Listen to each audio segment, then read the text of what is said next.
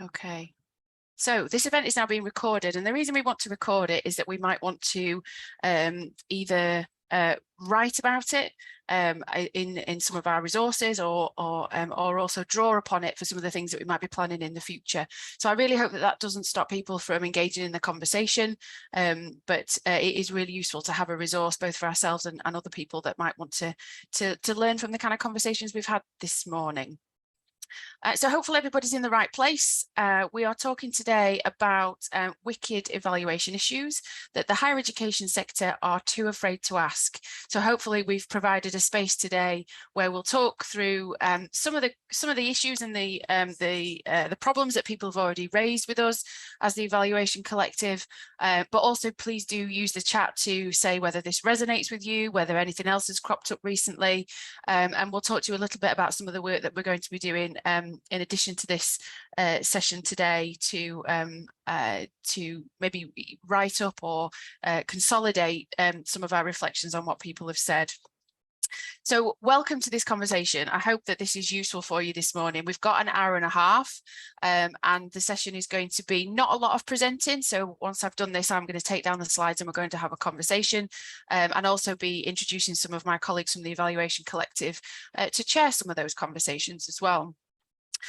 So this session is obviously we're holding it on Zoom. It's in the meeting function, so that does mean that everybody has access to a microphone and a camera, and the chat is going to be used if anybody wants to use that primarily to make connections or ask questions. We really would love to see folk, but maybe you're not in a position to be able to do that, and that's also totally fine. So we will invite conversations as we're moving through the discussion points from today. So please do use the chat or your microphone, whichever is most appropriate to you. So some of you may have joined us for our first event, which we did relatively recently, where we were focused on networking connections across the higher education sector. So who's working in this space and how can we learn from each other, particularly on the focus of evaluation. But this our second event, again, an online event, is going to be focusing on this notion of wicked issues. So I'll talk a little bit about why wicked. I wanted to put up a big kind of green witch, but I didn't want people to mistake that for me. So we're sticking with the abstract, and we'll talk a little bit about why wicked.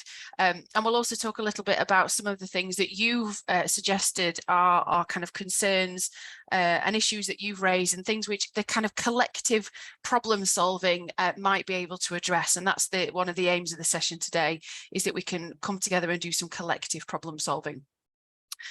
So I'll give you an overview of what some of those sector wicked evaluation issues are, and the things that people have kind of pre-sent in that have helped us structure the session today. I'll talk a little bit about and introduce 4 selected issues that we could have talked about so many, but we've selected 4 across a range of different themes that we're going to be talking about today, and we've got chairs for each one of those discussion areas. We have got some future work planned, and we've been successful in obtaining some support and funding from QAA to explore some responses to wicked issues. So we'll talk a little bit about that at the end of the session and provide a resource for you to continue to post some of your thoughts and thinking in relation to that. And then we'll talk a little bit about next steps. So we will be launching a new website in the new year, and hopefully that becomes a platform to be able to extend this notion of collaboration into the 2023. So for those of you that might not have necessarily seen me or been in this space before, this has been led by the Evaluation Collective, which is a group of, there's about 15 or 16 of us as founding members, but a much wider base of people who are interested in evaluation that might be connected through our mailing lists, and might have read and reflected on our evaluation manifesto that we wrote a few months ago now. So I'm going to be chairing the session overall, but I will be passing over to some of my colleagues as well. So my name's Liz Austin, and I'm currently the Head of Evaluation and Research at Sheffield Hallam University. And with Rachel Spacey, we kind of co-chair the Evaluation Collective, put these events together, and hopefully they're of interest to you and the wider sector. So I will stop talking in a minute, I promise, but I'm going to start just by raising the notion of why wicked. So why have we picked this as a term? Does this mean that all those working in evaluation spaces have a particularly evil streak to them? Perhaps not, or perhaps so. But wicked issues is something that I started exploring a few years ago now, back in about 2017-18, as a concept which has been used primarily in spaces of organizational change, but lots of different spaces. I was writing about it primarily in relation to the awarding gap, and commenting on the kind of institutional readiness to address awarding gaps, primarily in relation to ethnicity, as something which was complicated. It was difficult for institutions to address. At that time, back in 2018, there was no obvious solution, and thankfully we have moved practice on since then. But some of the other descriptions on the screen are other things which have been aligned to this notion of a wicked problem. And I've taken these from a really good blog. Julian sent it to me, and I think I saw it on Twitter, which I've referenced at the bottom there, which was an overview of what wicked means in a organizational change space, but also how it's also been used in higher education as well. And quite often the problems that we're facing when we define them as wicked might be quite unique, ill-defined, requires some contextual understanding to understand both the problem and any possible reactions to that problem. You will see that there's no obvious solution. So that does put us in a bit of a conundrum today, because we're trying to find some, but I think it's more about the kind of collective responses, like what could we do in these situations that might make our evaluation journeys slightly easier for ourselves and others.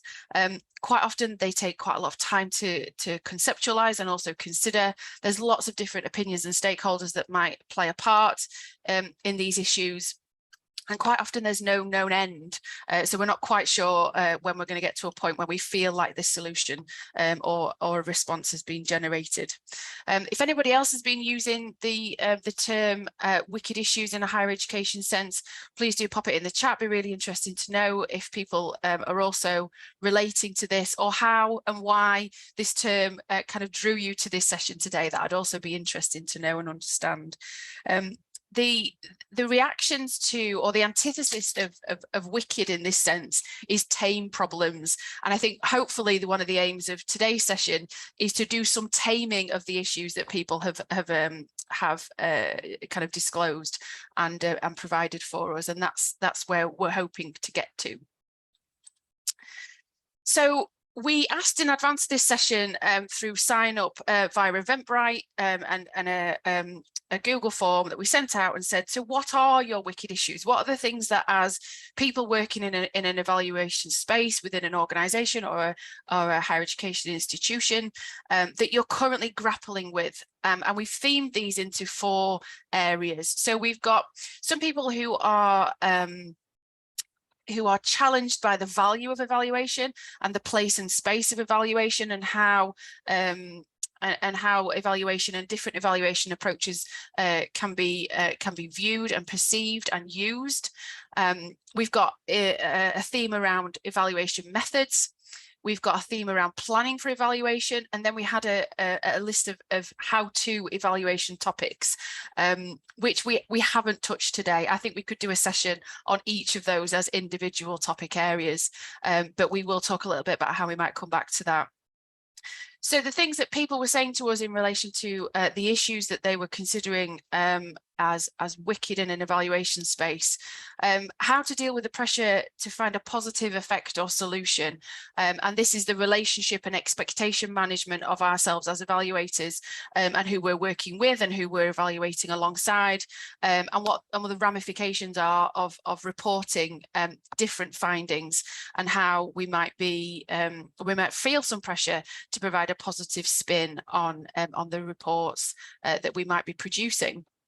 Similarly, how to report no impact, and that kind of discussion of lessons learned, but the relationship we have with other stakeholders in an evaluation sense, that might be there might be some ramifications of a no impact reporting.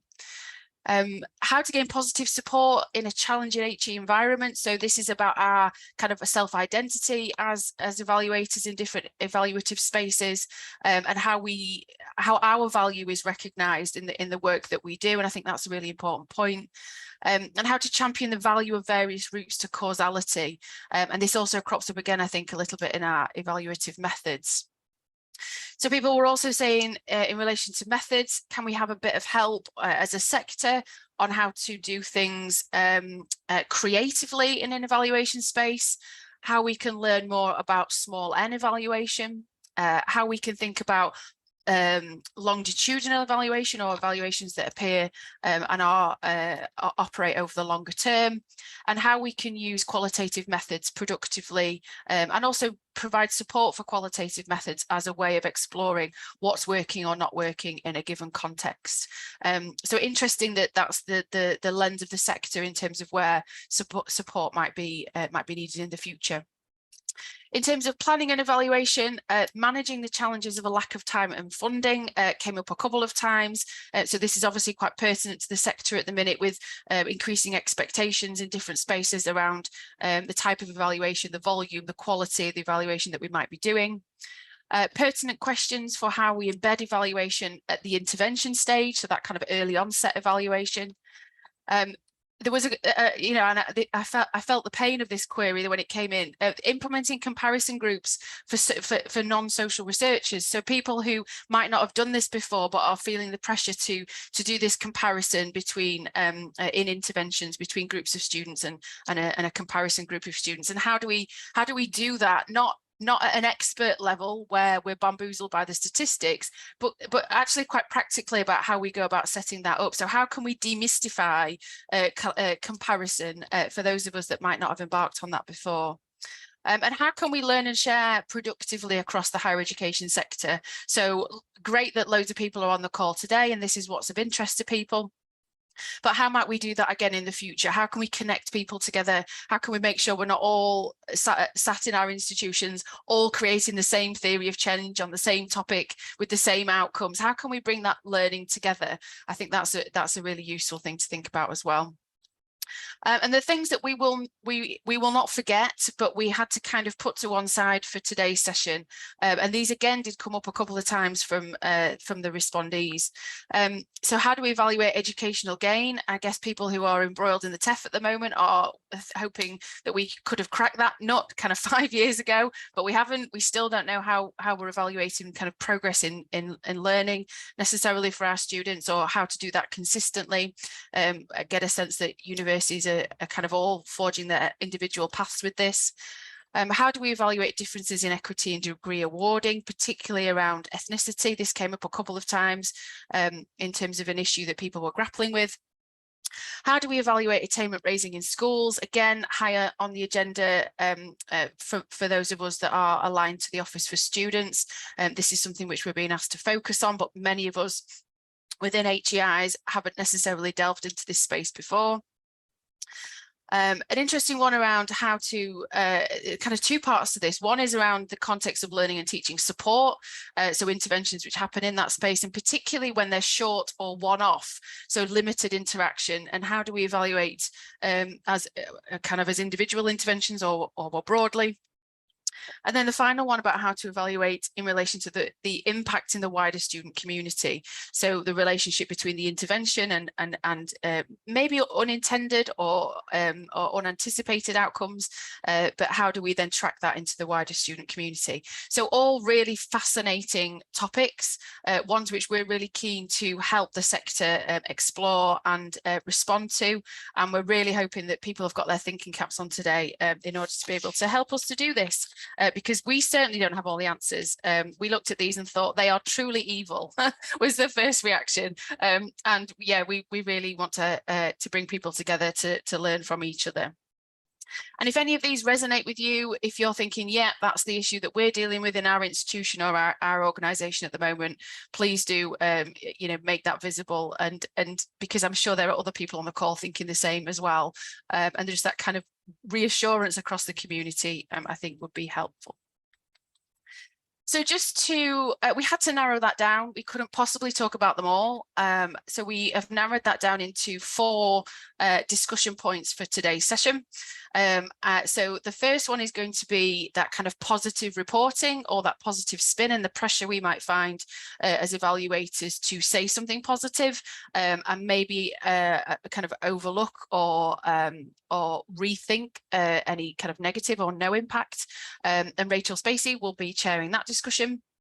Then we'll move into a conversation about the importance and value of qualitative methodologies, and Billy Wong will be chairing that discussion.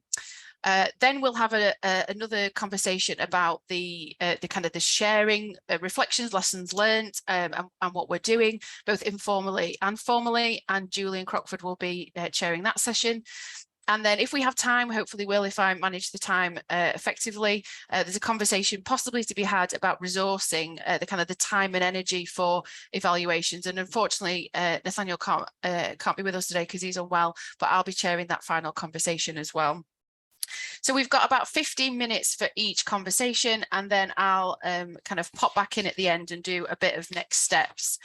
So we're hoping that those themes resonate with you, and that we can have a conversation about each of them and move through them effectively for the rest of the session. So I'm going to stop sharing so that we can see people. There's lots of people now since I put those slides up. That's fantastic. So I'm going to hand over to each chair every 15 minutes, and that chair is going to do a brief introduction to the kind of wicked issue, and then we're going to invite conversations and reflections from the attendees today. So first of all, I'll pass over to Rachel. Over to you. Thanks, Liz. Just want to say sorry for anybody that was stuck in the waiting room. I was attempting to tweet and admit people and failed, I think. So I'm really sorry if anyone was stuck there. I hope everybody's in now. So I've opted to pick this one because it personally sort of rang quite a few bells for me over my sort of career in academia, but also when I worked in the charity sector. So mine is, have you ever been asked by a manager or a funder to just take that little bit out there or tell a good news story about one particular aspect of an evaluation project and not the rest, which could include the less favourable findings? If so, how did you deal with that pressure? So we have got some suggestions to consider, but I'd really be interested in knowing if anyone's had that experience, how they dealt with it, and, you know, the kind of lessons learned and anything they could share.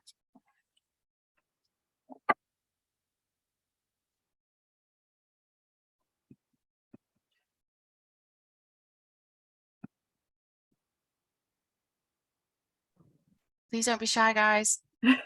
Put your hand up if you've got something to say, or pop it in the chat. Briefly, where did it go?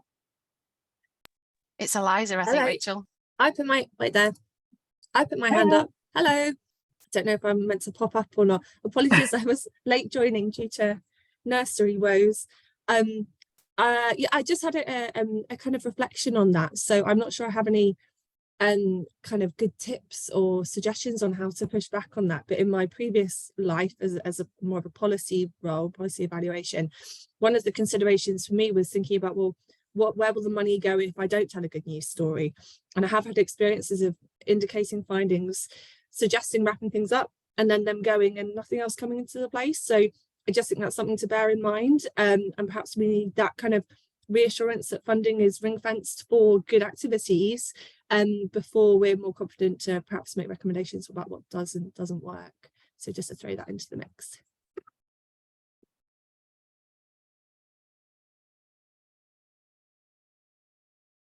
Thanks, Eliza. I've spotted Julian and Ruth, but I don't know whose hand went up first, so I have to fight it out between some. Ruth? Fair play. You go first. Hi, Ruth, are you happy to share? Oh, okay. Can you hear me okay? Yeah, brilliant, thank you. So I once was managing a fairly big pilot project, and an element of it was around testing things and trying to establish if our approach was good or not, was it effective? And as part of testing it, we had an evaluation, and the evaluation identified things that were working well, but also things that weren't working so well, and it provided advice on how we could do it better. And this was in a voluntary sector organisation, and the people who managed the relationship with the funders were very, very nervous about us sharing that evaluation with the funders, even though the whole point of the project was about learning. But over time, I worked with the people who were managing the relationship with the funders internally, and they were happy for me to present a very carefully worded explanation of the evaluation and the findings. And the response from the funders was incredible, because what they said was, this is exactly why we're working with you, because you're so experienced and you've captured this learning, and so you build on your learning. And that was really a powerful experience for the people internally, who were very nervous about presenting things that weren't necessarily a smooth and successful story, but had captured our learning and what we were going to do with it next. So I was pleased that I'd push that around being honest about what we've learned, because that's so important. That makes you stronger. Thanks, Ruth. I think one of the comments that Stella shared with me and Liz before was very much around about trying to promote the idea that this is part of a learning process for everybody, and that it's important to share those things, isn't it? But there is this huge fear of talking about things that don't work. So that's really good. Thank you. Julian? Yeah, I just to kind of sort of agree with Ruth, really. And I've also worked in the charity sector, and we've had experiences of, presenting findings that were, provisional or partial, and talked about how we were responding to those, that partial success. And yeah, again, we dealt with funders who actually liked that, the sense that they weren't just getting a kind of pat, everything's brilliant, give us money, but they actually, liked the fact that we were, acknowledging the challenges and dealing with them. And what I was going to say was, in terms of the broader question around sort of the pressure to present successes, and it sort of aligns with what Eliza was saying as well, I guess, in the sense that, and Ruth as well, is, I guess we feel the pressure to kind of present this kind of total, conclusive, completely convincing evidence that everything's brilliant and works. And we can present partial successes and partial learning, and it can be a work in progress. Maybe we can get away from that pressure of having everything sewn up and knowing the answer to everything. We're making progress rather than getting to the destination, maybe. Thanks, Julian. I see that we've had a comment in the chat from Naomi. Thank you. Yeah, that goes back to some of what Eliza said, and the idea that the fear of reporting on an evaluation and it actually leads to something being cut back or someone's role being axed. There is that kind of fear, isn't it? And I know that sometimes doing institutional evaluation, you're in a very awkward position sometimes, because you're talking about colleagues and the work that they do, and there's that kind of that's a really difficult thing to manage sometimes, isn't it? Has anyone else got any reflections on that? Thank you.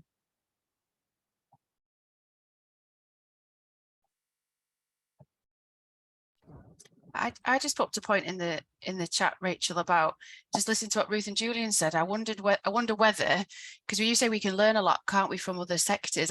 Is the higher education sector different, or is it different in any way, in terms of how we recognise and talk about partial impact, possible lessons learned, that kind of language, and whether we need to do any work within organisations to help manage those expectations a bit better about what evaluation can and can't do and what it may and may not say. Yeah, thanks, Liz. I think one of the other things that Stella had suggested was that kind of in the early negotiations and discussions about your evaluation, kind of setting out what reporting looks like and the purpose of it and what it will do. And I think having very clear conversations about the purpose of your evaluation, what you report on and why and to whom and under what circumstances is really important, isn't it? And I think I've fallen prey to that, not had those kind of discussions until afterwards. And then it's really difficult to actually turn around and say, actually, I think it's really important to be transparent and there's those kind of rumblings of like, but we don't really want to share that particular finding. Thank you very much. So yeah, thank you. Got another comment. Oh, I'm sorry you've lost your voice, Alison. That sounds horrible. Yeah, so an external evaluator evaluated some colleagues, yeah, and hostility from staff who they're not known to the findings personally. Absolutely, it's really tricky, isn't it? I feel like we've often encountered, I work in access and participation evaluation, quite a lot of resistance to evaluation, and I think it's because people are worried that you will find something that needs improvement, and that's a really difficult situation to be in. I'm not sure what the answer is. And Alan's commented as well, sometimes it may require a small tweak to an intervention for it to have a positive impact. Absolutely. And you won't know that until you do the evaluation, will you? So, hi Julian, I can see your hands popped up. Yeah, I think I was just going to talk a bit, or sort of suggest trying to always keep that appreciative approach in mind as well when we evaluate. And one of the things, also working in previously in the access and participation space, and encountering that sort of resistance to evaluation and a kind of nervousness. And luckily, I kind of quite quickly discovered the expertise that practitioners had.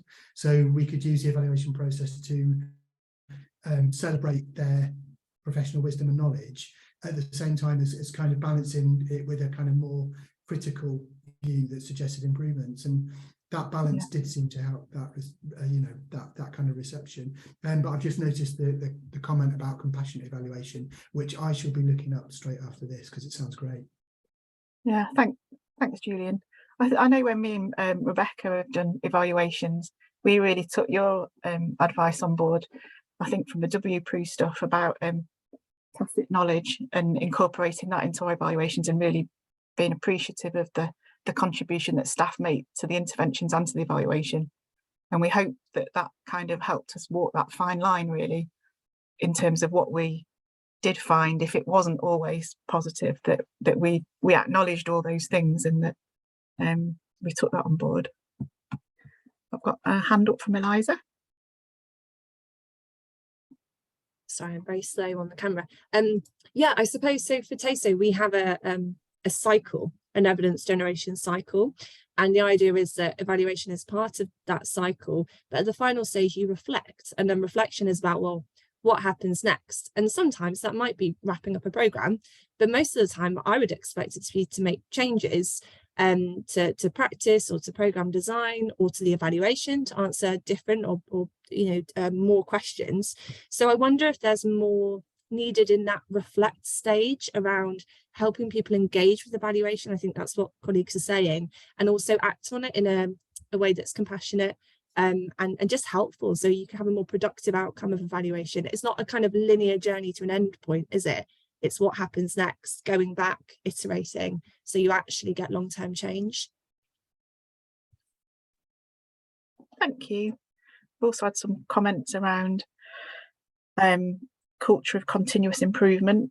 I think that chimes in with that nicely. And Marta suggested if we could publish our theory of changes at the beginning and push to report against those. That's interesting, thank you. And thinking about the context, thank you, Liz. Wow, all the comments are coming now. I can't keep up with them now. I think, you know, it is an interesting challenge. I do feel sometimes in academia that there's that kind of academics almost want to find things wrong, or think there's that kind of culture, isn't there? But I definitely felt that when I worked in the charity sector that wasn't what was happening, because it was about kind of reporting back to the funder or civil servants, and they needed to have a good news story. So it's nice to have a bit more space to explore things.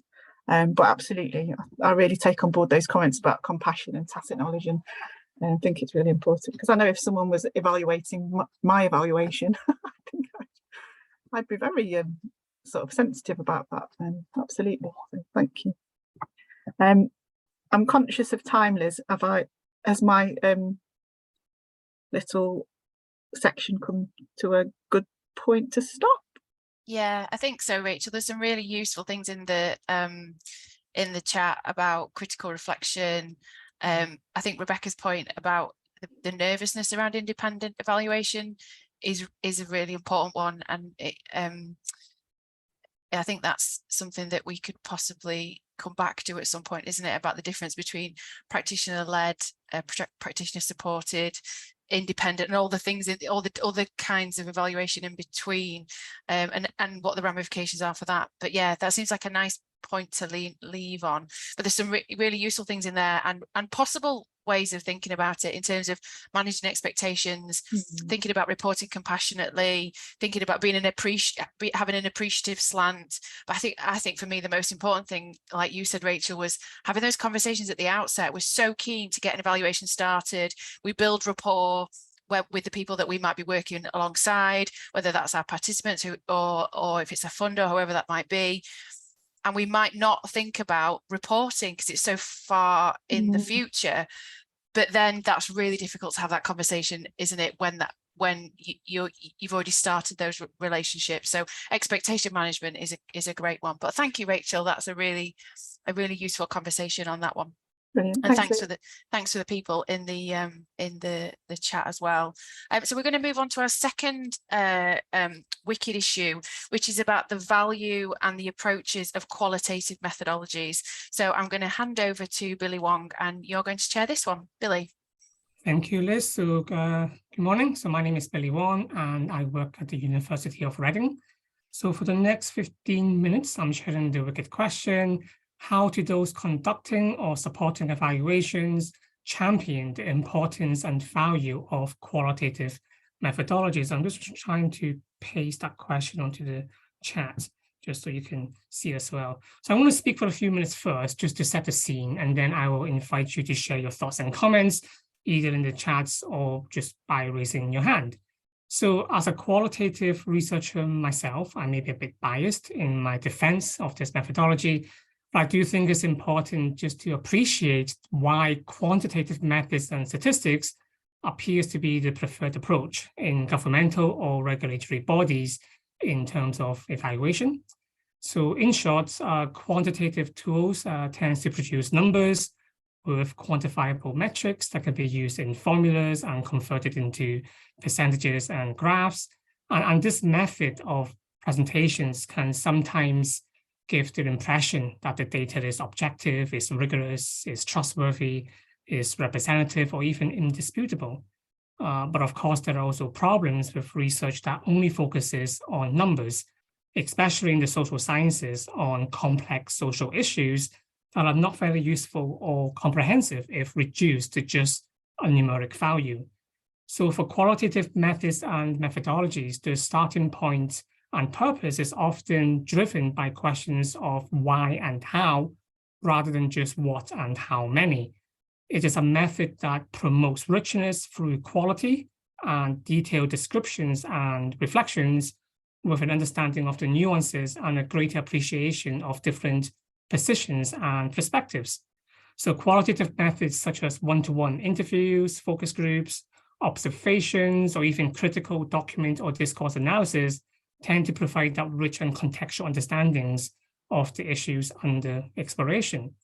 So in evaluation, then these tools help to answer questions of why does it work?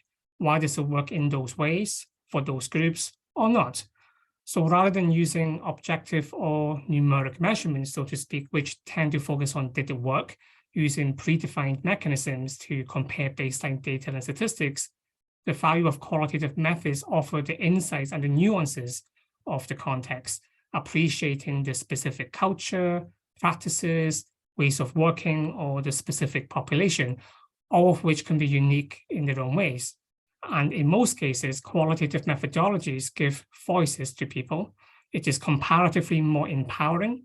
It is a platform to listen or to express and to understand people's experiences and reflections, rather than to impose our values and perspectives, such as asking people to tick a box in our predefined questionnaire or using metrics of success based on our terms and conditions. So to champion then the importance and value of qualitative methodologies in evaluation, we have to remind ourselves and remind our readers and our audience what is the purpose of the evaluation, especially the evaluation that adopts qualitative tools. What are we trying to find out? And I think it's important to be upfront about qualitative methods, what it can do and what it cannot do, but that should also be the case for evaluations that uses other methodologies, is to recognize the strengths and the limitations. But then again, I think qualitative and quantitative methods are complementary tools, answering different questions. And I think we just need to appreciate more the value of these different questions as much as the methodologies we use to answer them. So I'm going to invite people now to share what they think about this with the question. Just a reminder, how do those conducting or supporting evaluation champion the importance and value of qualitative methodologies? So what do people think? Oops, there's a lot of comments that I just haven't had a chance to have a look yet. Okay, thank you. And just emphasizing the importance of giving meaningful stories, depth of understanding. I absolutely agree. Not everything can be boiled down to numbers. And apologies if people have their hand because I can't seem to see much at the moment. Maybe there isn't.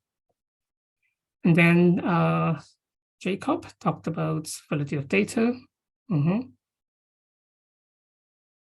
Absolutely. I mean, I do agree that, you know, different methodologies do serve different purposes. So if you're trying to understand big national patterns, then there's definitely a place for quantitative methodologies to be able to do that.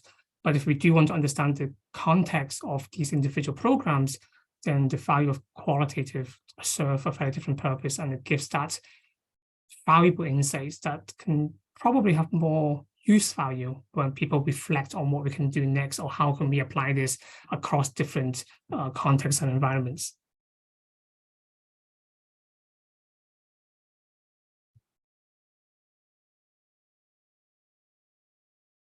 Anyone fancy coming onto the mic, just so that I know it works? Oh, I'll ask Julian while I read the next comment. Julian. Yeah, that was a great overview. Thanks, Billy. And obviously, mixed methods approach bring the best of both worlds. Although, you know, how you articulate them is different. But I suppose as you were talking, I was thinking about the way that kind of richness you talked about, and it can help illuminate the presence of different contexts and perspectives within your sample group, and also the way that the process of translating your intervention into quantitative outcomes can be reductive, and it can kind of encourage a temptation to tell a quite linear story, whereas a kind of more complex qualitative accounts can be more nuanced and actually sort of are a good way to bring complexity and different contexts and stuff in. So yeah. Thank you. I agree 100%, unsurprisingly. So we've got Eliza. Thank you. Did answer different questions.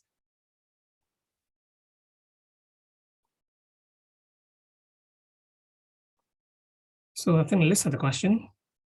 Is that for me or is that for everyone? How can we capture these unique and valuable experiences without qual? I think absolutely, yeah. Just reinforcing the point that it is when we ask different questions in our evaluations, I think sometimes we or not we, sometimes the sector, particular sectors do look at the overarching message. And when senior leaders only have limited time and focus on 1 or 2 pages, people tend to look at numbers. That's the way the, in the commercial sectors, numbers, percentages, comparisons of last year, comparisons of the sector, feels like the way things have been operationalized in a commercial sense. But if we are focusing much more on evaluation, understanding what works, why, and in what context, it does require a very different mindset to appreciate, to appreciate the complexities of social issues. Okay, looking at the comments again. You've got some hands up as well, Billy. Oh, sorry, I can't see No, anything. it's fine. It's you. I think Eliza's first. I'm happy to help Oh, please do. direct people. Sorry, I keep putting my hand up, but it's very interesting. So just it's really helpful to have that overview, Billy. Thank you. So mixed methods for me is the key. We use different tools for different jobs. They help us build up a rich picture of what's going on and what we could do better. Where I consider myself a mixed methods researcher, but I probably skew quant, and I recognise that there are other much better qualitative researchers. So do you have thoughts on the best model for producing mixed methods research? Should we be developing evaluators to have both hats and be able to do a bit of both? Or are there ways of facilitating better and more work between quant and qual specialists? I think mixed methods is probably the most palatable approach in terms of the evaluation space, because I think it is undeniable that statistics and evaluation using quantitative do offer a very important value to look at certain angles. But as as I said in my setting the scene statement, that there is definitely values for qualitative as well. So I do think mixed methods is probably the way forward. Now, whether we expect individuals to possess that breadth of skills is a different question, because I know it's quite difficult to be fully fluent, let's say, across the whole spectrum. Knowing one is hard enough. Trying to capture the whole full spectrum of being quant, qual, and various other methodologies can be quite challenging, especially for people who may have to learn about these because it was not previously centralized in their own space of work. But personally, I think mixed methods is most likely the way forward. Thank you. I think it's Kate with the hand up. I'm seeing a hand up for the first time. Yeah, Okay. thanks. But yeah, it's an observation, I think, more than anything. But we've got quant and qual, and there seems to be almost like this third space developing that blurs the boundaries. Where I've heard a lot of time, we'll do the qualitative analysis of the NSS results, and that could be, looking through hundreds, thousands of NSS commentary, and that's viewed as qualitative. Now, in my market research days, we would have coded that, and that would have been quantified. So that would have definitely been seen as a quantified metric with which we would then have put some data labels in and all the rest of it. But it seems to be that more and more is referred to as qualitative, and that possibly worries me a bit, because it's content analysis at best, going on numerical count of words, and we lose the richness of qualitative. To me, isn't that, but I've heard it referred to, even at I think a TASO event, that was referred to as qualitative. So it's how do we deal with that almost third space that seems to cross over, unless I've got that wrong, but that's just seems to be something I'm observing on my travels. I don't know if anyone else is observing similar.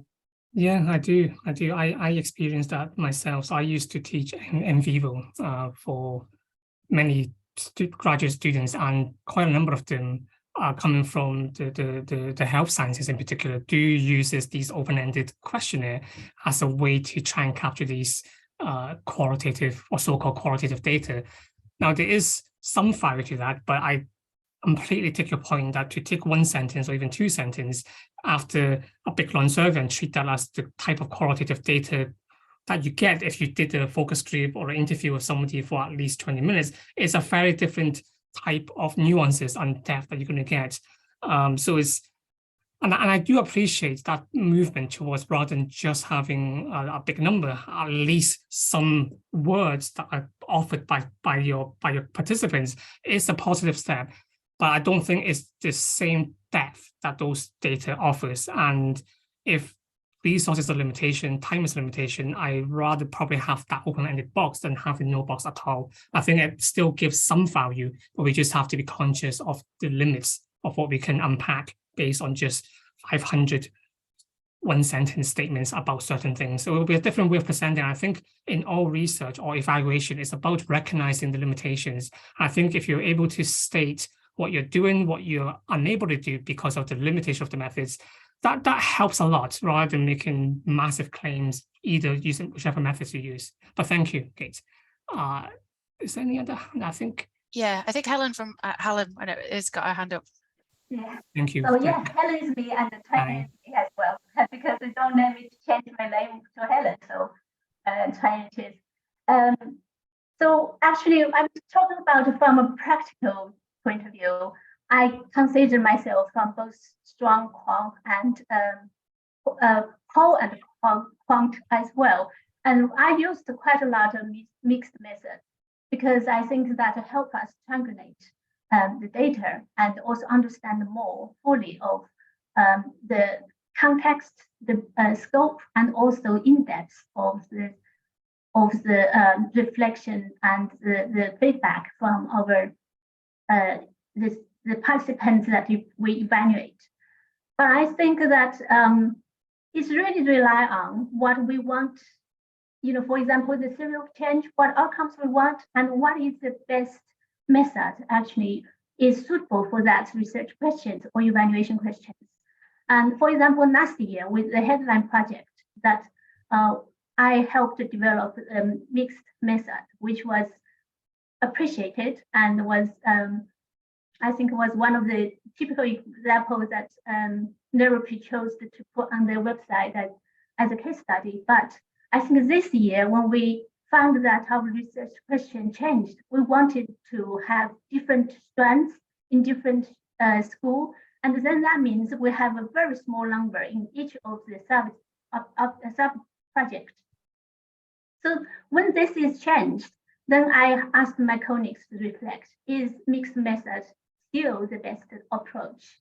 Because with a small number and with specific students, for example, white male students in one school and white female students in another school. So we have these specific ones, which is not generalizable,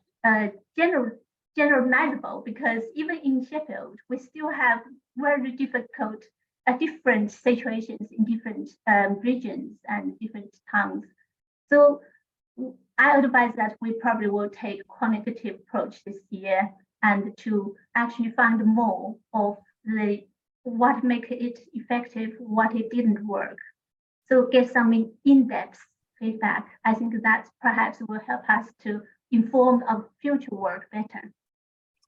So yeah, that's my understanding. Thank you. Thank you very much for sharing. And I think time is almost up for my section. And thank you so much for those in the comments. Apologies, I haven't managed to go through often, but I'm going to pass back to Liz now. Thank you, Billy. There's so many fascinating comments. And sorry, Elizabeth, that we didn't get time to take your question. If you want to pop it in the chat while we're talking, then you're very welcome to. Another one we might be able to pick up on in the last one as well, around time and resources. A lot of people talking about confidence with qualitative methods and how to employ them, but also how to analyze them. I think that's a really interesting conversation to have as well. I don't know if there's an assumption or whether I've heard this assumption before, but that qualitative data gathering is easier or qualitative analysis is easier, but it definitely has nuances to that as well, and complexities. Yeah, great questions and great responses, people. Thank you. So I'm going to move on to our third question or issue of the day, and I'm going to move on to Julian, who's going to talk a little bit about collaboration, working together, sharing, and the like. Julian, over to you. Thanks, Liz. I've just copied Billy and put the question in the chat box so we can all remember it. Yeah, sorry, Julian Crockford from Sheffield Hallam University. I work with Liz in the steer team. I imagine this question is kind of quite close to most of our hearts, and I know, you know, there's a kind of sense that we are sometimes we can feel that we're kind of working in silos and we're not sharing learning and thinking together. So I kind of I thought it was a really good question, and I started taking it apart, and it sort of has got quite a lot of different questions within it. So if it's helpful, and obviously please feel free to just kind of ignore any of the unhelpful extra questions or sub questions. But I thought this question raised issues around across a number of areas. So the first one is, how do we define the HE sector? Are we talking formally, informally? And I imagine, we can have a useful discussion with Eliza about the kind of the formal role played by an organisation like TASO versus the more informal kind of grassroots practitioner. So we've got this kind of top-down, bottom-up distinction when we talk about the sector. It's kind of all of those things. What can support mean? That kind of opens up the question about what kind of what kind of support do we need? What kind of platforms or kind of interactions do we need?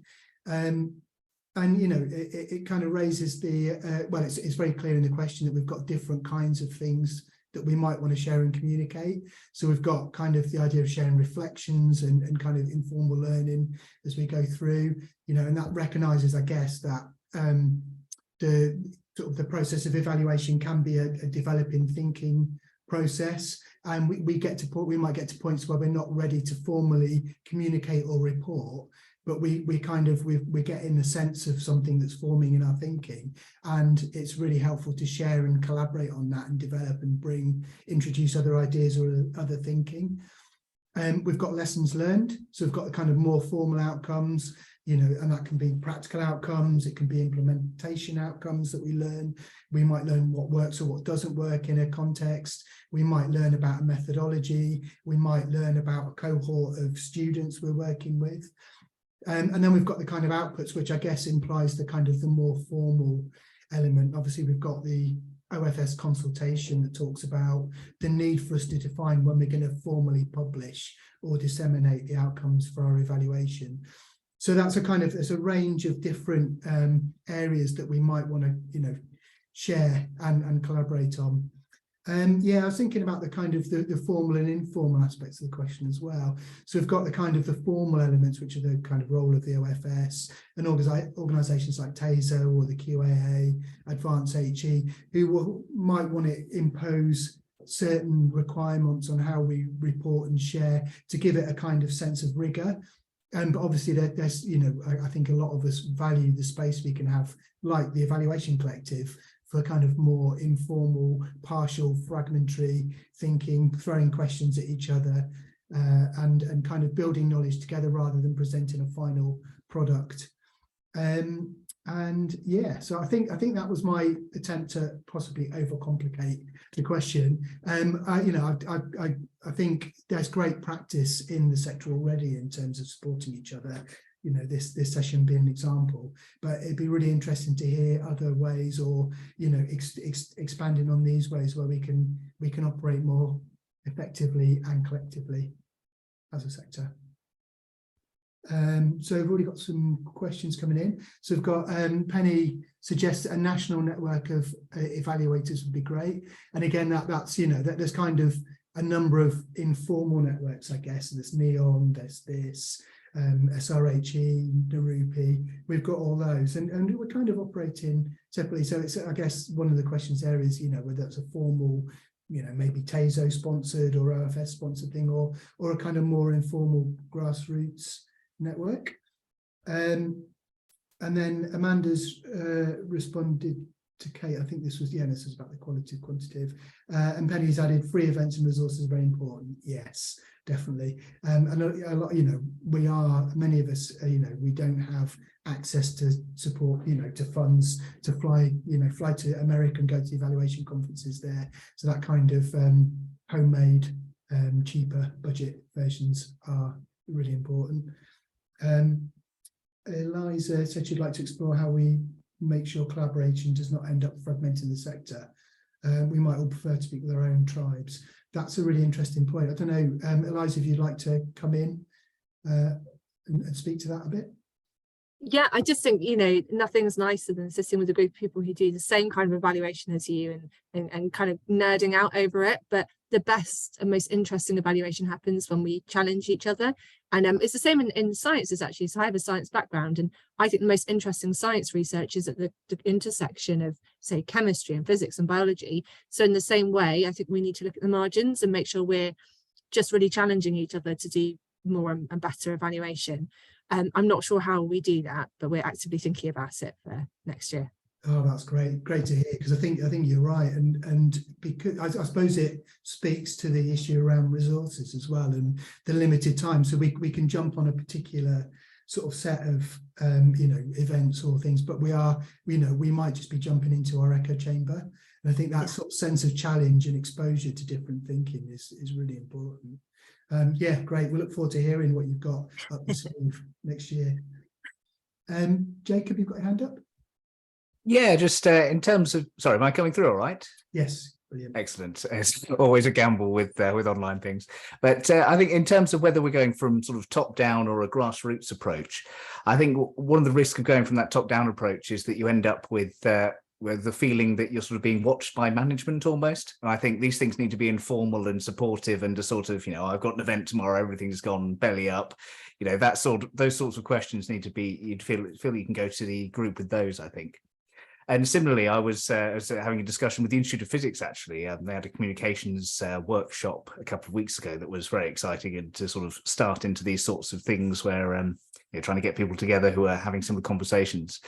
But yeah, there was a chap who was quite severely dyslexic, and he was saying that a lot of the issues with these sort of collaborative things is he feels like he has to write in a sort of very academic way and sort of put himself forward in a way that's not comfortable for him. And so even though he's someone who taught for years and has worked in years for the sort of wider participation sector, his voice isn't heard outside of his own particular circle, because he doesn't feel there's a sort of suitable way for him to communicate. So I think very much making sure it's informal and accessible, so that it's a broad church with very easy access, I think is the point I'd like to stress. Yeah, thanks. That's really helpful. The kind of inclusivity element is something, there are, I guess, kind of dominant modes, aren't there, of kind of sharing and collaborating, and we have to, that caution to think about those modes and the way we organise things, to look for potential, exclusivity or lack of inclusion is really important. And yeah, that's kind of, I've jotted that down to think about later, because I think it's a really useful point. Thank you. So yes, and Rebecca's also agreed. She said inclusive and accessible. Lucy, yeah, and again, this is sort of, I guess it's the kind of, as you said, Jacob, the worry about talking, and being listened to by management. And I think that's probably is going to be quite a tough nut to crack, particularly when we think about it in the context of resources as well, because for some of this stuff we'll need funding, and that will bring other organisations in. So that how do we create those free open spaces to have discussions in an honest way and in confidence, as Lucy said. So we might need to break off and kind of sort of actually thrash out some quite complicated ethical or practical issues that we may not want to do in a public forum. So yeah, I mean, that kind of, I guess that raises the question of what kind of spaces might we want, or how do we balance those very small safe spaces with a larger space to get traction. I don't know if anyone's got any sort of thoughts about that.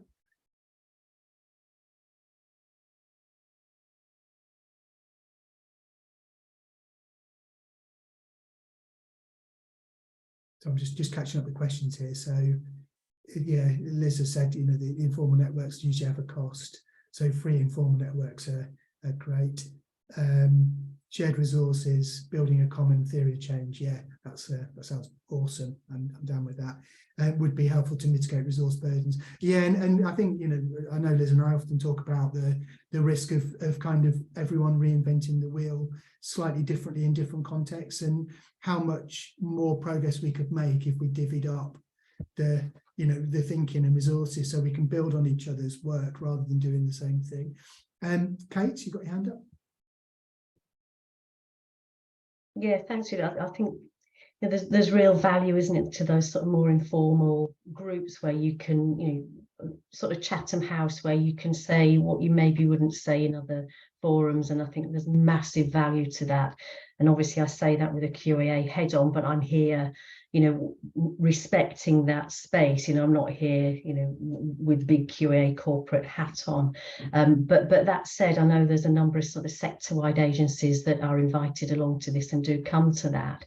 And we will always support what, you know, in whatever way we can, if that's pushing something out to broader population that may not be aware. We've advertised things Liz has done before.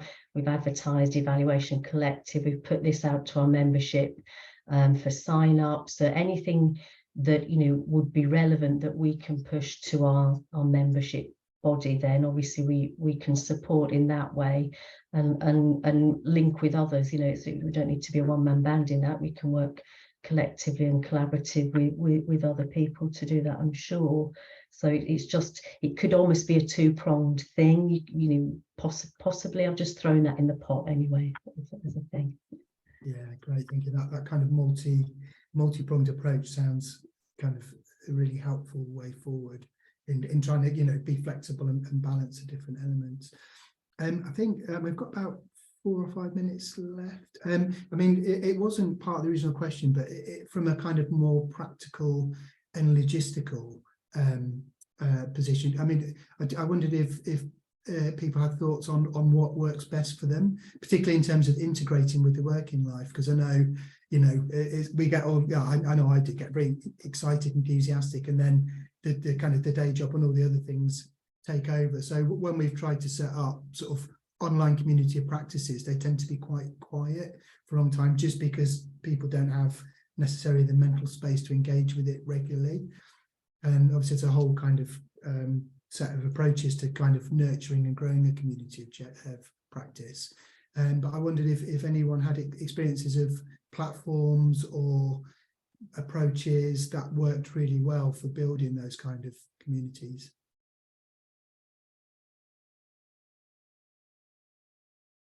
Oh, Marika says, as a young, as a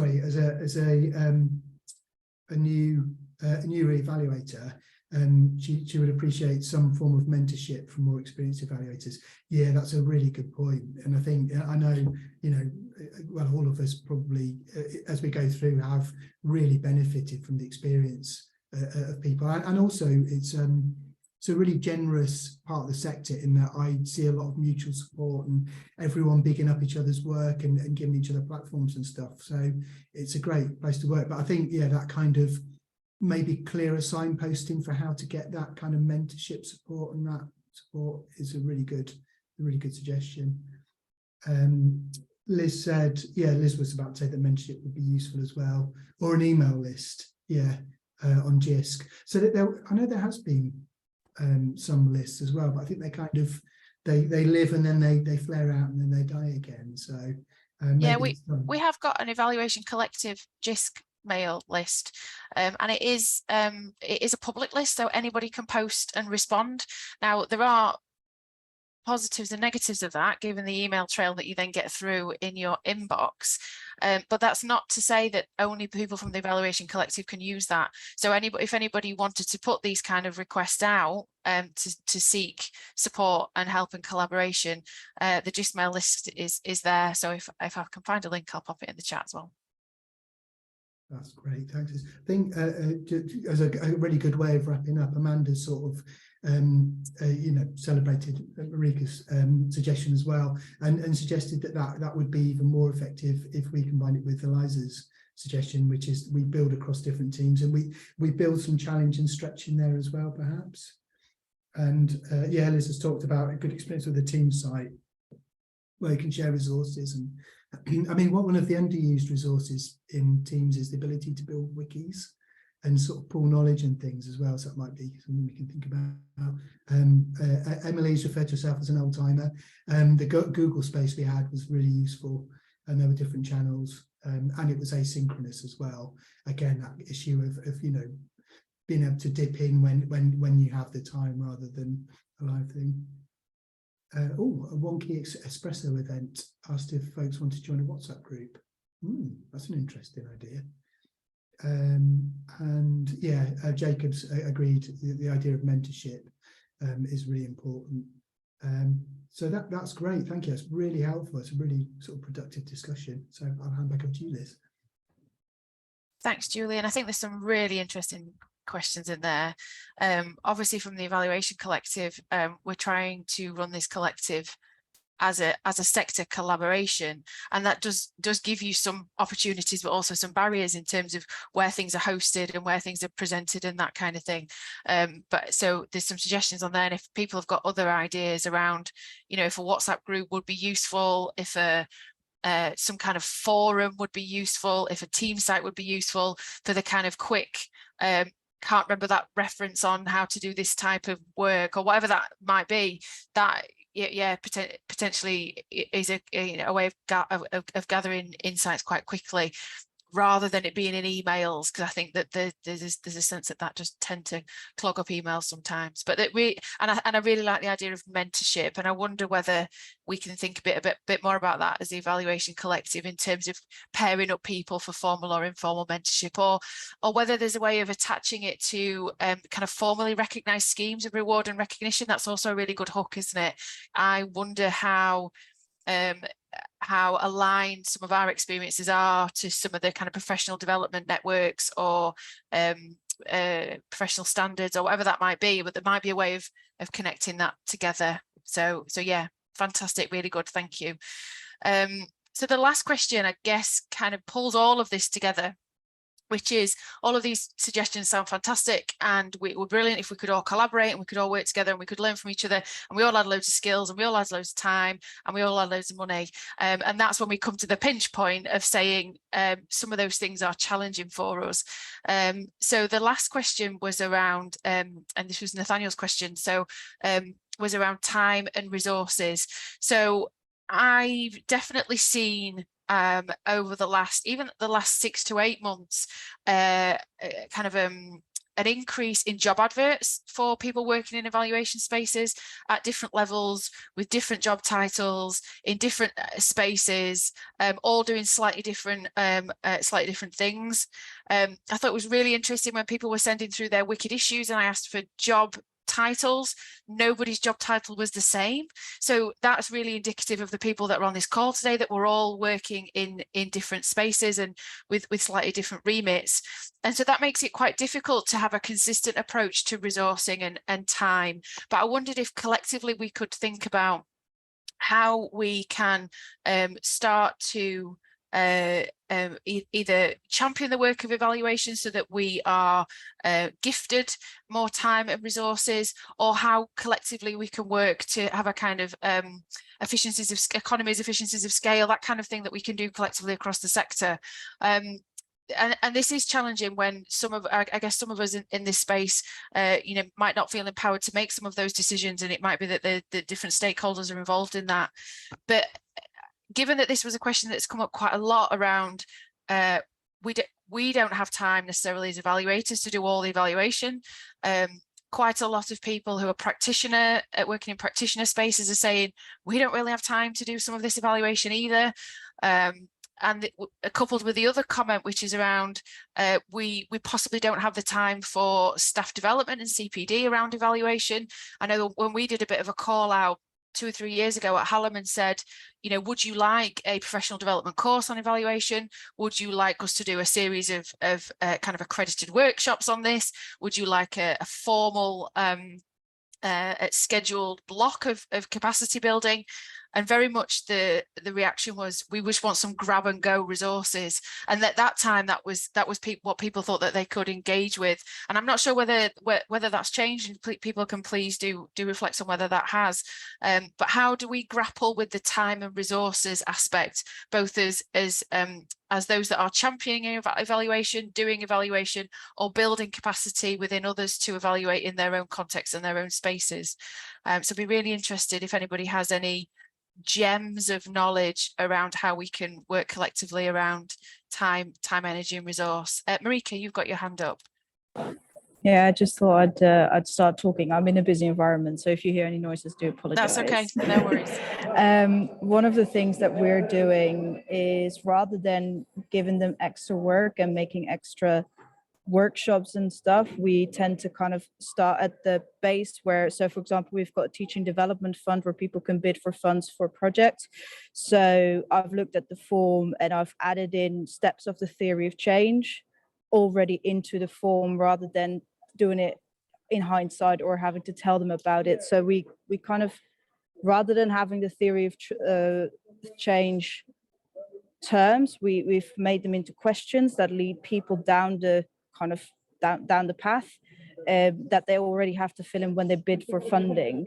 So we don't have to in hindsight start adding it. So rather than giving them extra work or extra things to think about, we almost just do it for them. Yeah, thank you for that. I really like that suggestion. It's building in evaluation at the outset, so that it doesn't become a resource burden or something which is thought about at the end. And I always say, if we think about the time and energy that's needed for evaluation, that quite often people leave it to the end. Moving that to the beginning isn't more resource; it's just moved resource. And that's quite a difficult message to send sometimes when people are embarking on projects. But I like the idea of it being really explicit at any opportunity for funding. So not only, this is what my intervention or my thing is going to be, but this is the time and energy that I will need to evaluate it. So evaluation is not cost and energy neutral, that it's actually planned in and resourced, upfront, transparent, visible. And the more people do that, the more recognition there is of the need to think proactively about that. Yeah, that's a really good idea. It does take a little bit of a negotiation with the people who have funding pots, I think. So we have to get the message through at budget holder level, and then thinking about how those budgets are spent, that this needs to be considered at the outset.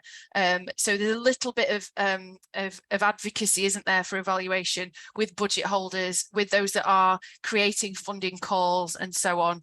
At Sheffield Hallam, we've got a scheme called Evaluation Bursaries, which I set up a couple of years ago. So we've got ring-fence funding for people to evaluate things, and then we have an associated kind of capacity building offer at the same time. So Nathaniel, who couldn't come today, but he leads this at the moment, and he's got about 9 or 10 projects that he's working with. They've got ring fence funding. It's all about evaluation. It's got capacity building built in it, and that funding draw is sometimes what helps people mobilize that, and then hopefully can scale that in other areas. So yeah, that's a really good example. Just having a look at the things that are in the chat, moving on from the last point. Yeah, any funding processes that we can start embedding a theory of change into, absolutely. I think that's definitely what we need to start doing, rather than trying to do that retrospectively. That's if, and potentially we might need to do a little bit of thinking about how people are supported with that. Yeah. Anything else about how we can find time and space for people to evaluate, or we can find our own time and space?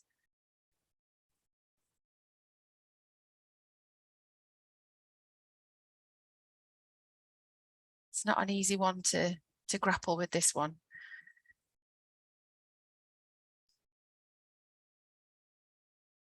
Anybody in a situation where they are putting adverts out at the moment for more evaluation capacities? Is there any knowledge and learning that we can share in terms of how we've battled to gain more resources, or whether we're developing teams at the moment, new teams, existing teams, or the opposite? There may be people who are having teams stripped from them as well. I know that that's happening in some spaces too. Or is this one that's just too hard? That could also be a possibility.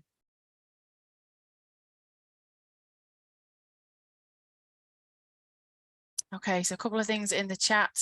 It seems that issues with evaluation are being recognised and efforts are being made to address them. I definitely think we are seeing that. I think some of the regulatory noise is helping with that in certain spaces where people are recognising that there's a need to build capacity, and that's good.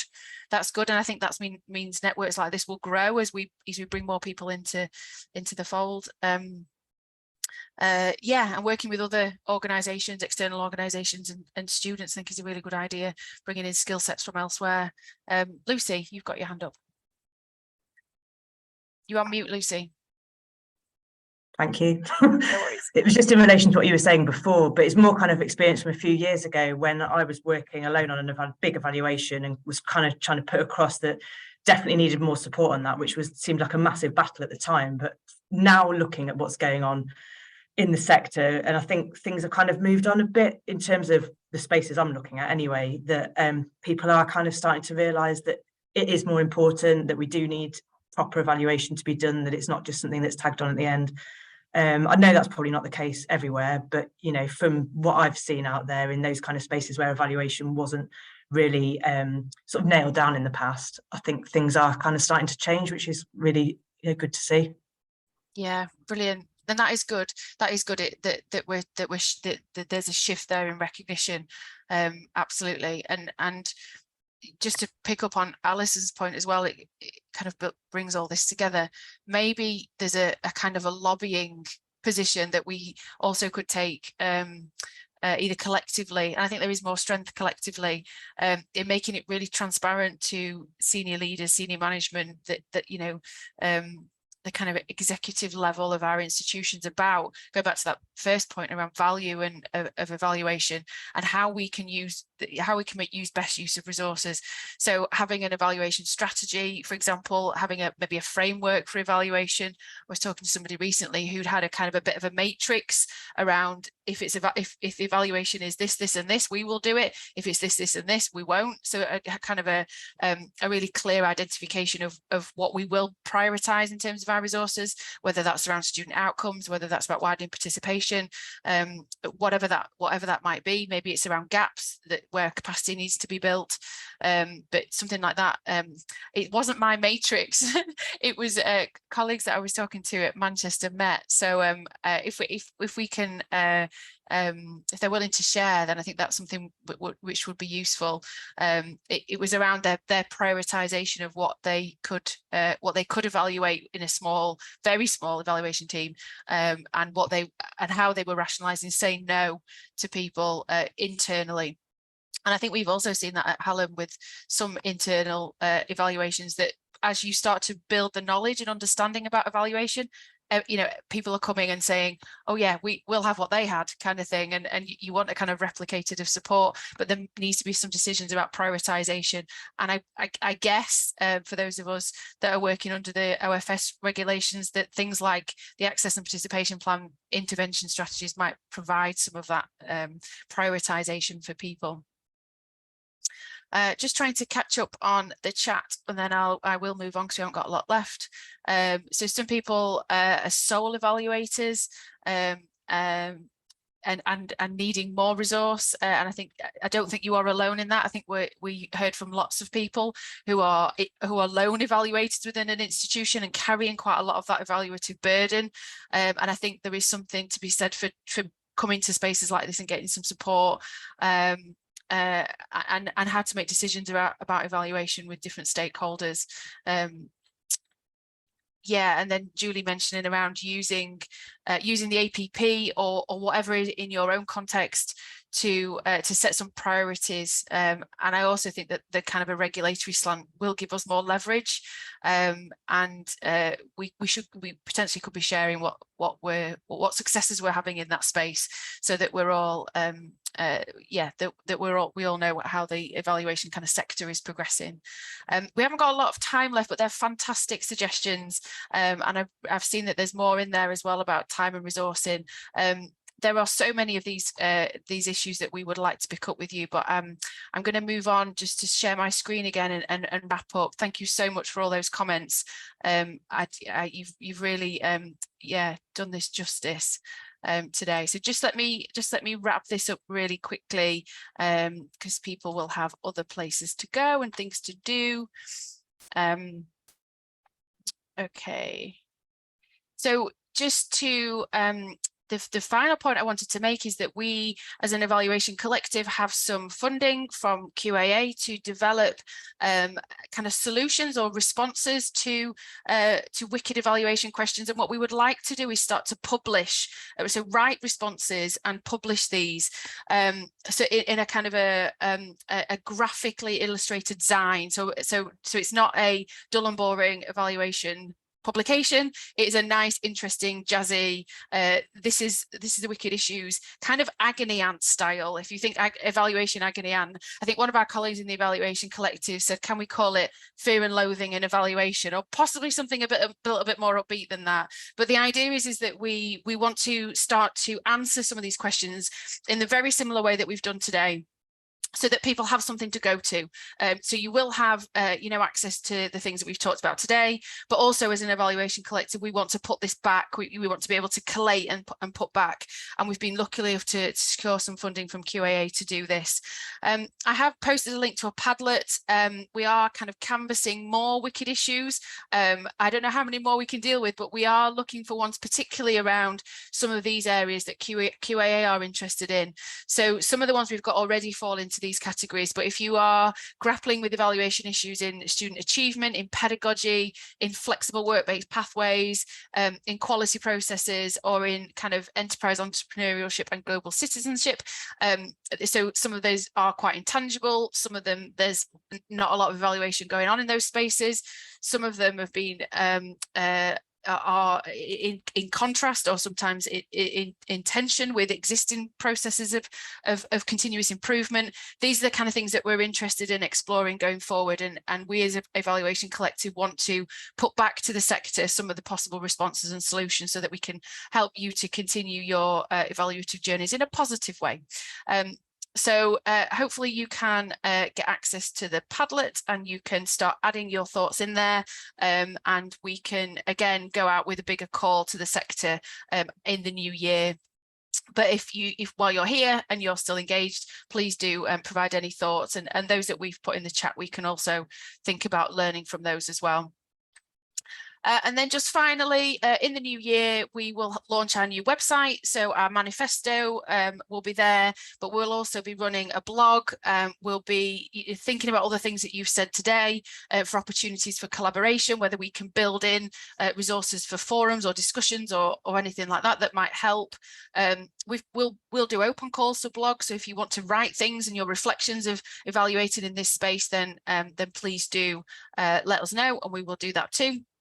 And we'll also have some kind of sharing of resources. So everything that we're running from our free online events, the slides, the recordings, any kind of reflections that we might have on those, we're going to put on our website as well. And we really hope to be able to continue to bring people together in these informal spaces like we have done today.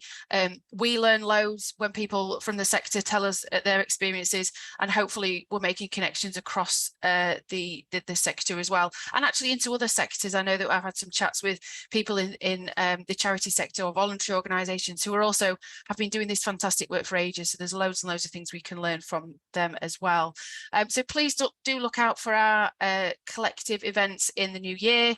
If you've got any feedback on anything that we've done today or in the past, or you've got ideas for the future, there's Rachel and I as email addresses, and our Twitter feed. And I've just seen all the tweets that are coming through, Rachel, so that's fantastic with our Twitter presence.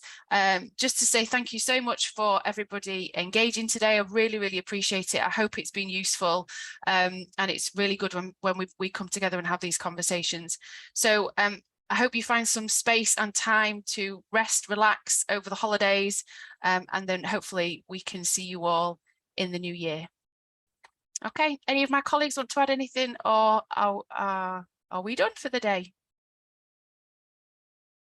We're done. Fantastic. Thank you, everybody, and we'll see you all again in the new year. Bye-bye.